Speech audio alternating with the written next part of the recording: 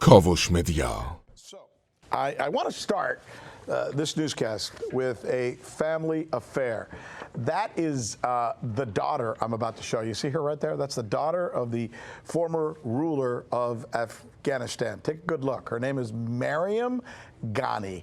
She's 42 years old, accomplished artist and filmmaker who's very much an American. I mean, she lives in Brooklyn. She's part of the New York establishment. Some would even say she's a bit of a socialite. Stands to reason, by the way, she was raised by a father who, before ruling Afghanistan, was an academic who studied at NYU. He also worked at the World Bank, which means he's very connected, very tied to U.S. interests. It may even suggest that he's more beholden to our country, the U.S., than he is to Afghanistan, the country that he ruled. Should that surprise anybody? Not one bit. Not if you know our history and how often we have picked, if not downright installed, foreign leaders in different countries. So let me take you through some of these, all right? That's Rafael Trujillo. He was, without question, a U.S. puppet who won every single election in his country with the help of the CIA by, get this, 99% of the vote. Can you imagine being that popular? While, by the way, killing and suppressing anyone who dared speak out about him.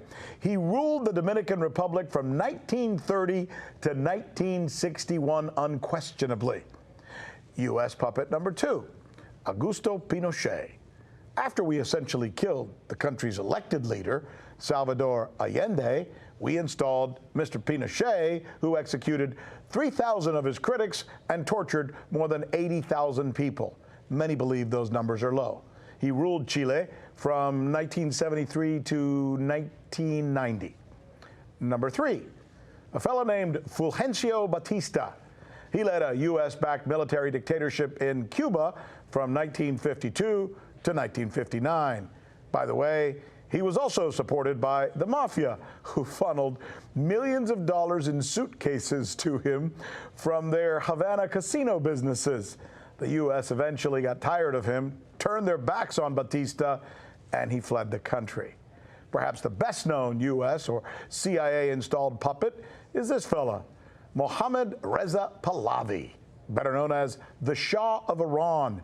He protected U.S. oil interests and the Brits from 1953 to 1979, but may have overplayed his hand, leading to his ouster, which left us looking for a new puppet in the region.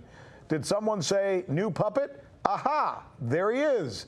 This guy, Saddam Hussein.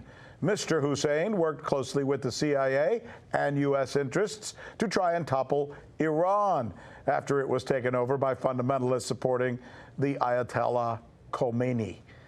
And that leads us to Ashraf Ghani, a leader who, as we mentioned earlier, has ties to both the U.S. banking system and the U.S. government, and now he is out. Was he ever really the choice of the Afghan people, or was he really Washington's choice, our choice?